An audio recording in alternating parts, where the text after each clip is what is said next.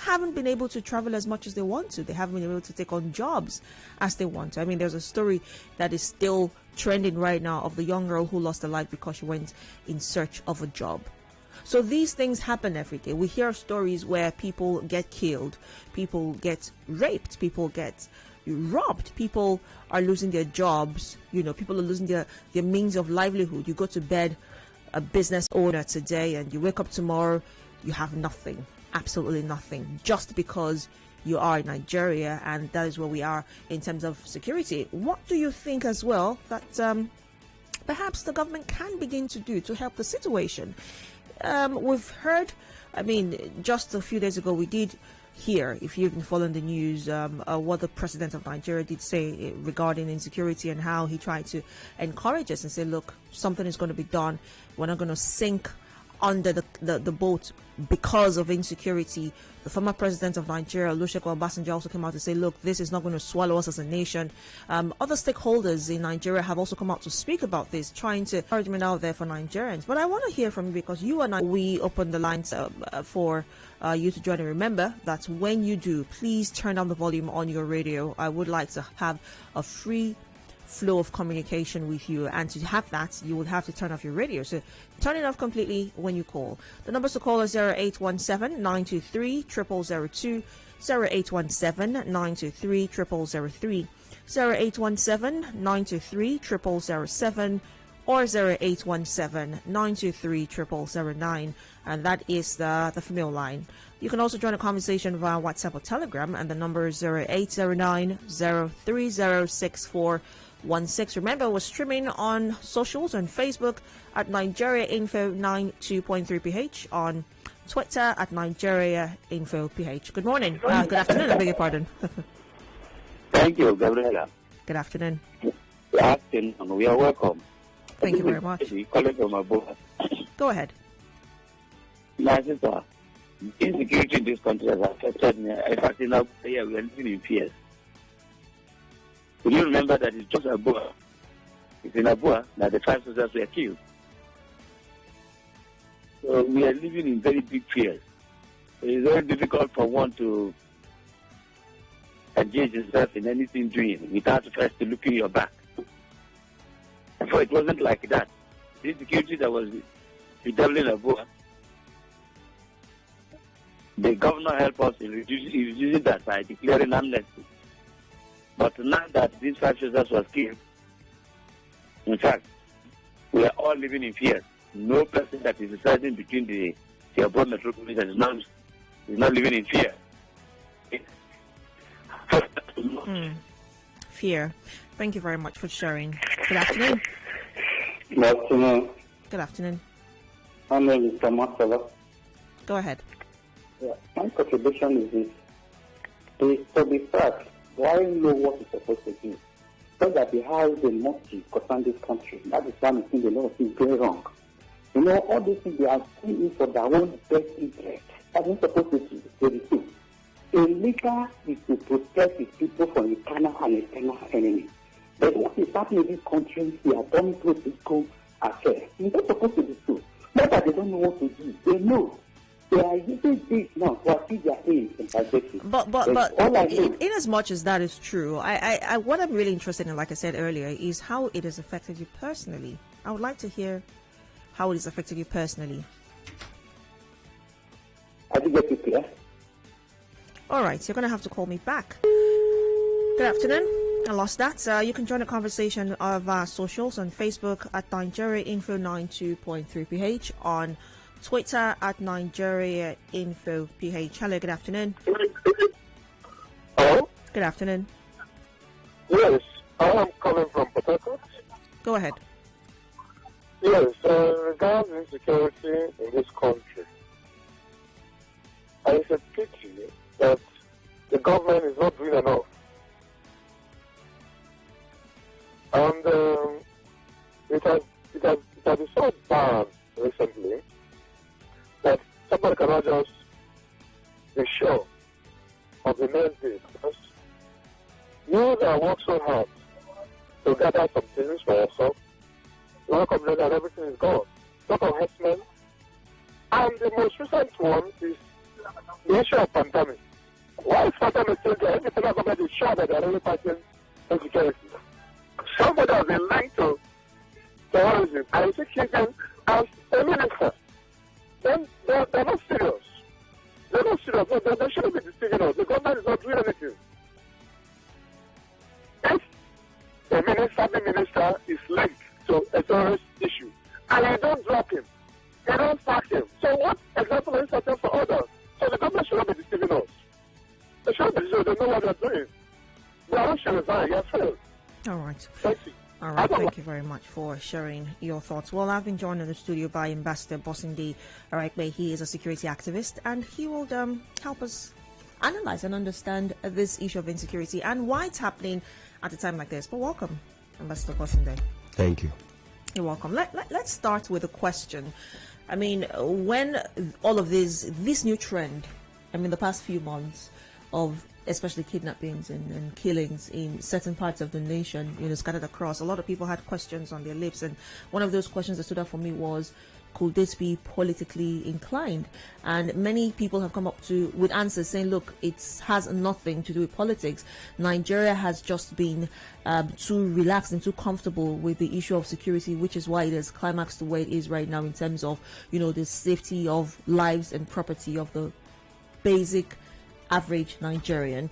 Why do you think this is happening right now? Why do you think we're at a place where we cannot even, go to bed with our two eyes closed? Okay, well, I think as an individual, I think that the government at the federal level has failed to protect the citizens. And I say the government at the federal level because the security power is conferred on the president. He is the commander-in-chief of all the armed forces, not some. All the armed forces of the Federal Republic. So it means that the job of security 100% is on him.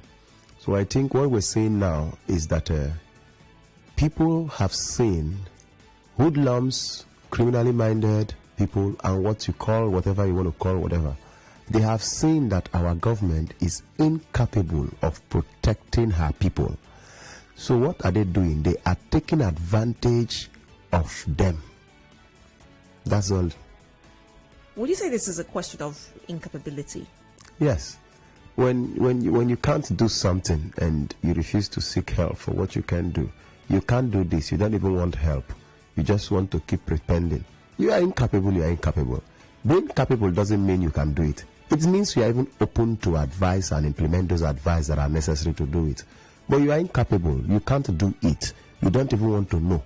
You just can't do it. That's the truth. This is not the first time we're being faced with insecurity in Nigeria. This is not the first regime, let me put it that way, that we're being faced with insecurity in Nigeria. As a matter of fact, all through democracy in Nigeria, we've had some level of insecurity to handle, to tackle from one government to the other. So would you say from that premise that this is still a function of, the government of the day not being capable, in your words, or a Nigerian problem? Maybe we're not looking in the right direction in terms of security. Maybe we haven't found a solution yet. No.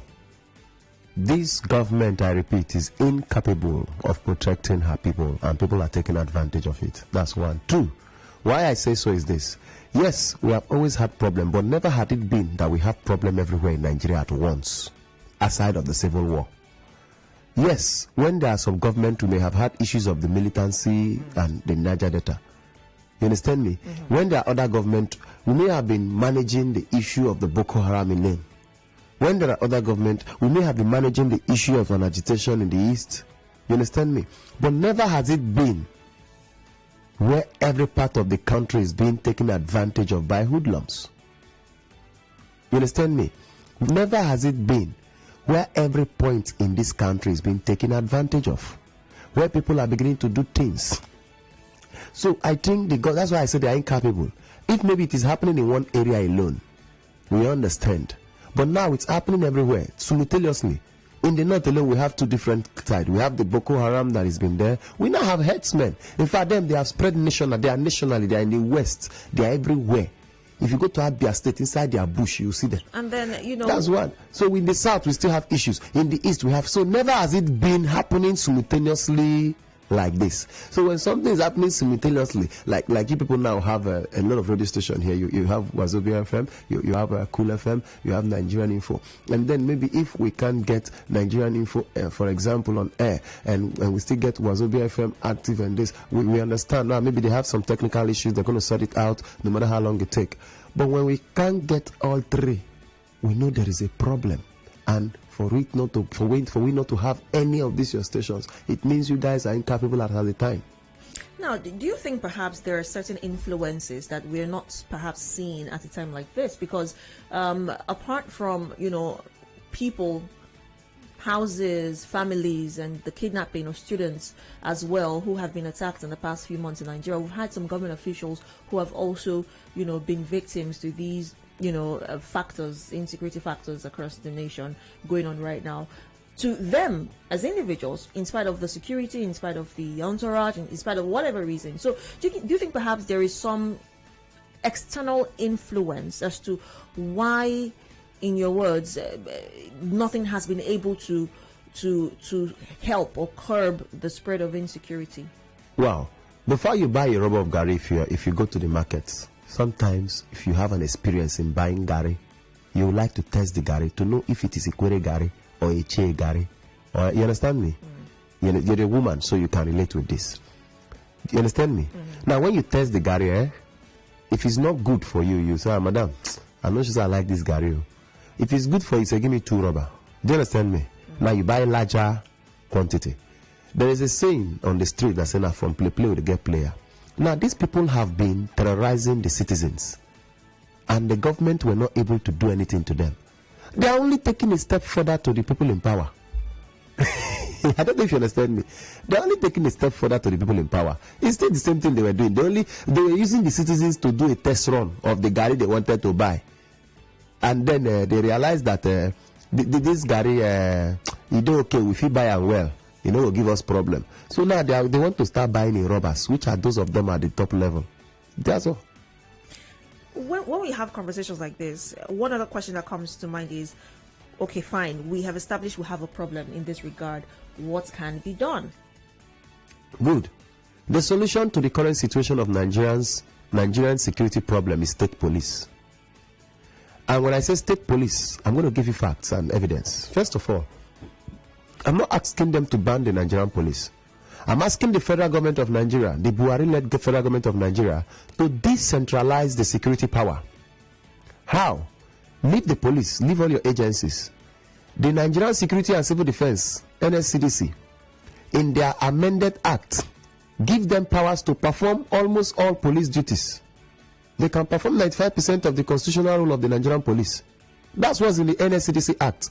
But the only thing they do is they focus majorly on bunkering, legal refineries, and this what we call bunkering, and then maybe approving of private guards and training of private guards. No. Their updated act, as amended, the NSCDC Act, empowers them to do almost everything police do. What I'm saying is, there is no need for that. Why not decentralize? I'm asking the federal government to decentralize the NSCDC.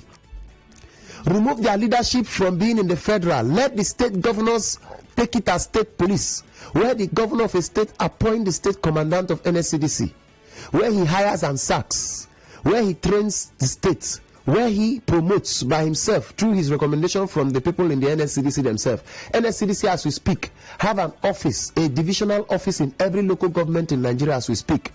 And they are armed. They have a right to carry all forms of arms. So why not decentralize them? It will even remove the burden of salary from the federal government. And let states take over.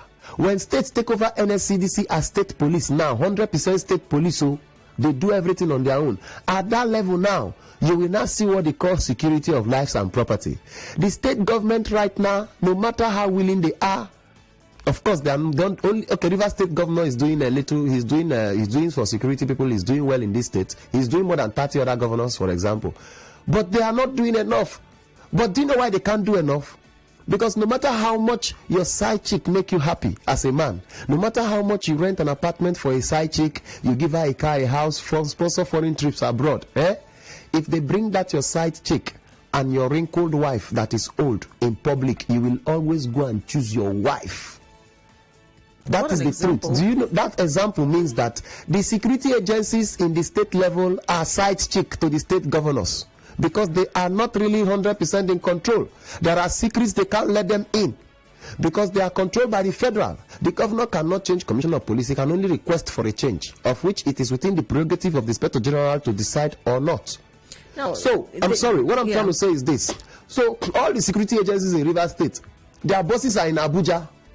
You understand me? So there is no matter how much the governor wants to support security, he is limited. Not only in Rivers State, every state, he is limited because no matter the good you do, there is every tendency that reports must go back to Abuja, of which if there are influences that are interested, others will come. And in the force, you work with order.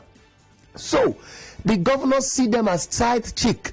But when you make NSCDC state police, where they appoint, they become the commander-in-chief of NSCDC in their state that is also well armed. You understand me? It's their wife. They will bring out their all and invest. They have their reserves while investing in federal security agencies. It's not their own. What kind of reserves? They have personal reserves. I'm just saying. I may not know the reserves they have, but they have personal reserves. Part of which may be that, okay, you have a commissioner of police here. You say, okay, where are you from? About you, I'm from Rivers State. My brother, no problem. Give them logistics now. But give them this. I will buy motor for them. Fuel. I'm probably them fuel them motor. I don't try. They have their reserves. Now, it's because of that reserves I believe we have curfew. How? Curfew. That's why I believe we have that reserve. Okay, we'll know who is who now. If we have proper intelligence, there won't be need for the curfew. But because we lack proper intelligence, and even the state have seen that they are even attacking the security agencies that you are expecting to protect you. Now, we need to help ourselves. Let's put a curfew first so that let's know the people that will walk around that time. Let's hold them first. But we've had conversations about state policing in the past and how that may be a solution. There was the back and forth with the government and Nigerians who were saying, oh, it's the way forward. Some say, oh, it's not. Don't you think perhaps that with state policing, as many people and you yourself right now are suggesting, don't you think that it also poses its own disadvantage in terms of Tell me what does not pose disadvantage. In terms of insecurity, for instance. No, it does not. The question is, do you think that state policing is the answer? Yes, I think to so. Insecurity. I think so. Now, do you know, I don't support state police before because I used to feel that Nigerians are not matured enough. We misuse every opportunity we are given. Which is the argument of what people have. Yeah, with the kind of power the state governors control. Do you understand? There was a time they have this, they are very strong governors forum. They can influence the president to do whatever they want. Do you understand me? Now, I used to think at that point we don't need state police. But now the security, we have seen that at the center, we have seen high level of incapability of the federal government to manage state securities in all areas of Nigeria, as the responsibility lie on them and the state is there to assist. So now, why we are calling for state police is because only the state can actually protect themselves. Now, the reason Governor Wike is being able to manage the security situation in Rivers State at the current level it is still being managed is because he's not just the governor, but he's a grassroots man. When I mean grassroots man, outside of the police, he knows who to call in the local government through the chairman, and they should maintain and they will work out to ensure that there is peace. So he has that as substance everywhere. So because of that, he can manage his own security, and that's why he's managing. He's consulting people, I believe so. So the point I'm making is that imagine when you hand over arms 100% at his control as the governor, of which when he leave office, the next governor is in charge. You understand me? You can now see more actions. That's one. Two, if you don't want conflict of power, you define their jobs. For example, we have the federal, the US have a federal police, they have FBI. They still have state police. In fact, they have local government police. They even have sheriffs. Now, how does this happen? It's different. No, they have a distribution of a labor. There is the argument of monopoly here in Nigeria. No, everywhere there is monopoly. The mayor controls arms in the US. Yes, but you can't compare the level with which they handle or deal with monopoly in America, for instance. No, you don't see the level. What you know is the one they show to you through the media. They do worse than you see here. But our own is that our dirty lilies are so outside, and we're not even much. You understand me? So now the point I'm making is this: there's what they call a division of labor. There are offenses that the state police can handle. You understand me? For example, when you have a state police, you now begin to roll out responsibilities. These are the XYZ issues they can handle. These are things they can handle. You're not going to ban the Nigerian police. Then these are for federal police. For example, if there are cases of, like in the US, there are cases that the FBI tell you this is our jurisdiction. kidnapping, so you understand me? Then there are cases they allow for the local police and all of that. Even if they take it, local police can tell you these are our cases, not supposed to be for you. So they will spell this out. Maybe they will call people like us that are consultants. We'll be able to help them spell this out. You understand me? And then the state people can, the state governors can have this strength. Okay, you're talking of monopoly and all of that. So what about, is the federal not now monopolizing everything?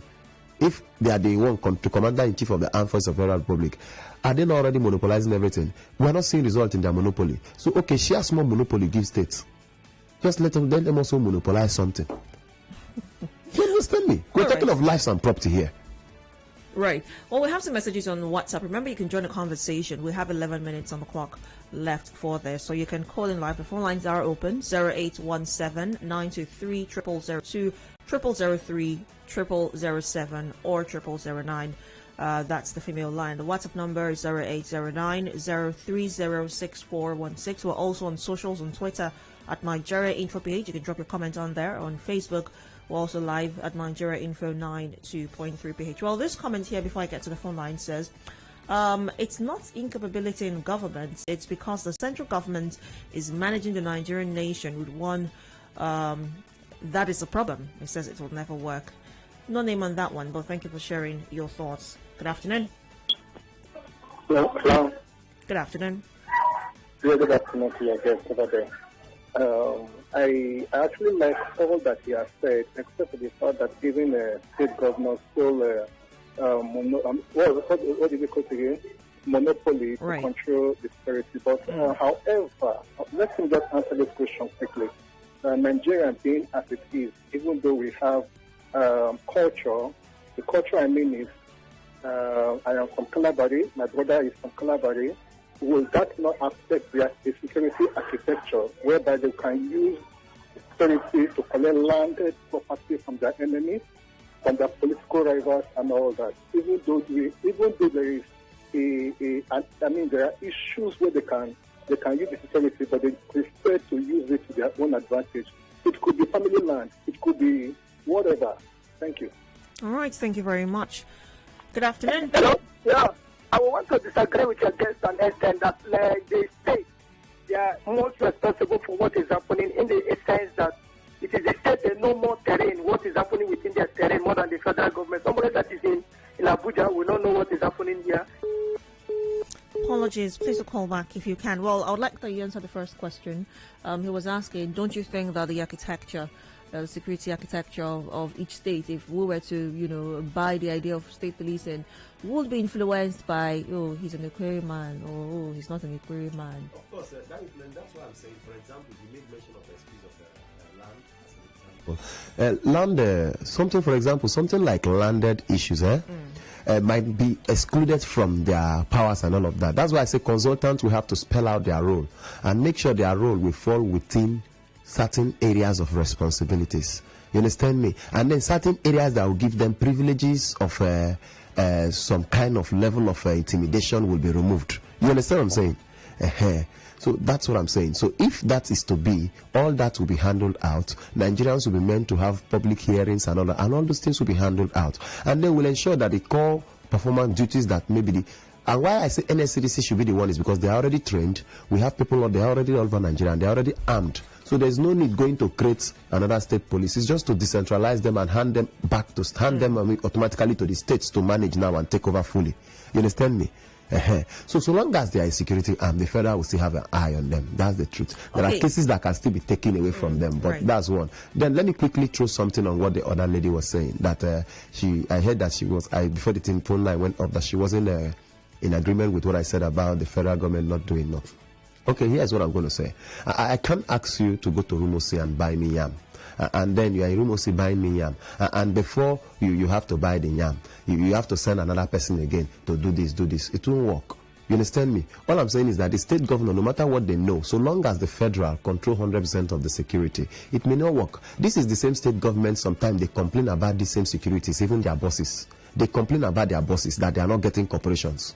You understand me? So in the past, we've seen where, for example, Governor Wike complained of the bosses of security agencies. You understand? In the past, we've seen where former Governor Amechi complained about the bosses of security agencies. So they can't even trust them. That's what I'm telling you. So there's a limit you can trust an outsider who is taking care of what you're doing 100%. I'm not really saying an outsider like an outsider. We're all Nigerians, so I'm not against that fact, please. All right. But I'm only saying that they should be given and one arm, which is civil defense, right, which we are not seeing much of their inputs, should at least be decentralized and handed over to them to manage. Okay, so we have 6 minutes on the clock. We don't have a lot of time for this conversation. But on Twitter, quickly, at @carrot_Evi says, just yesterday I was affected not by armed robbers, but by officials who wore black and blue jeans at the East-West Road yesterday. Long story short, they extorted 10,000 naira from us with 2 slaps to the driver. That's a form of insecurity. If you cannot leave your houses without the fear of being attacked or, extorted, that also is quite a challenge. On Facebook, John Kennedy says, badly that I think of the worst every passing second. I don't know if you'll say I'm pessimistic, but Nigeria is the reason why I'm pessimistic. Ebi Baltimore says, welcome back, Gabriella. Thank you so much. Maisie Emmanuel says, I won't drink water first before talking about insecurity. And that's all on Facebook. On WhatsApp now, quite a few messages on here. This says, good afternoon. Thank you so much for this topic. The situation of security in Nigeria is bad. The money given to the 3 tiers of government to service security is not yielding any returns. It has been embezzled. We blame everyone for insecurity. All right, so this is going to be my last question. I was hoping we'll be able to talk about some of the soft targets across the nation in recent time, of some of these attacks. Schools, for instance, right now, that's even a thing where you have campuses, universities being one of the soft targets, but we don't have the time for that. Now, let's talk about this issue that this person raised, wherein it says our citizens are lousy. What role do you think Nigerians, the average Nigerian, has played to where we are right now in terms of insecurity? They allowed it. That's it. They allowed it. You see, when you refuse to talk about something and make effort to make it happen, you allowed it. It means it's indirectly that you're allowing it. You understand me? Now, Nigerians, first of all, needs to be law-abiding. You and I know Nigerians are not patient people. If we go to the bank, we don't want to be in the queue. Very few persons want to be in the queue. Someone will just walk up to the counter, drop his check. After a few minutes, he's called and he's cashing out. Then maybe he draws $1 or $2 and just say, take for lunch. You understand me? That's how we like life. We don't even want to drive with complete papers. You just want to drive and do some certain things, especially the commercial drivers. Why? We just do the systems like this. And the people in authority comes from this same system. They are from us. Their parents are also from us. They are from the same background. So whatever we are seeing in Nigeria is a reflection of ourselves. That's the truth. They are from our families. From the president down to the policeman, down to the armed robber. They are all from our families. And how do we change that? Good. We change that by first being law-abiding. Insist on being law. It's not going to be easy. There are people who have been law-abiding and they still should keep found being themselves law-abiding. on the wrong side of it's the law. like praying for the country. If everybody becomes law-abiding, it would have been easier. If everybody prays for this country, give me an generally, example it would have of been easier. What you mean when you say Nigerians should be more law-abiding? Now, Nigerians work more with emotions, morals, what they feel is right, and not what is in the law. When we get to the law court, that's when we begin to consider the law. Nigerians don't even want to know the law. I tell you, 90% of Nigerians don't even know the laws that are passed and what they do. They don't even know what is in the constitution. Nigerians don't know the law. That's what I mean. They don't even know what to abide by in the first place. The only reason they're abiding by the coffee is because it's everywhere. We don't put coffee. We don't put coffee. So you're saying we need to get to understand about the country that much. So we should get to know our constitution better. We get to know our constitution, get to understand what to do, what not to do, and do it. And do it. Now, a few persons are doing it already, but it's not paying because majority are not doing it. And because of the majority, the few are suffering. Example, that lady just talked about her being extorted around Obirikwere of 10,000 with 2 slap. And then she kept silent. There are things to do. It may not work immediately, but it is a step. We have returned money that police took for bail from people before. You understand me? With apologies too. We have arrested police officers before who slapped somebody. Who gave him the right to slap you? These are things you should be willing to pursue and see to the end. But we will not say live and God go judge him, God go judge him. And God will judge him, but it might not be immediately. It might take Right. it might take 50 years for God to judge him. Sadly, we're out of time, but this is a conversation that will happen again, because again, when having conversations like this, even though it's an ongoing conversation that should happen, we ought to come to some kind of reasonable conclusion. But thank you so much for honoring this invitation. Thank you for being here. And you just advise Nigerians and just tell them that they should stay away from uniformed people for some time because they are targets. So they should, if you want to do anything in a police station, just go do what you want to do and get home. And if you are using a convoy, if you have money, for now, you may want to leave the convoy. Let your uniform men please be on mufti. They can still go with you on mufti.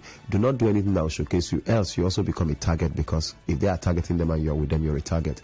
Then banks should increase their security for their billion vans, because they may be the next to be attacked. Now, the attack you see on security personnel, to me, is just the beginning. There is a bigger plan, so there should be work. We will have this conversation again. Thank you so much for being here, and we hope for a better Nigeria. Yes, let's have your social handles. Okay, on Instagram at Boss in Their Life, and it's on Facebook, Twitter, and Instagram at Boss in Their Life. So if you want to ask questions or continue the conversation, and you want to ask anything on security, just go to Boss in Their Life. Instagram at Boss in Their Life. That's BOSINDELIVE. All right, thank you very much. Get to talk more. Thank you. It's 1 o'clock, time for the news update. Right after, we'll be talking World Press Day.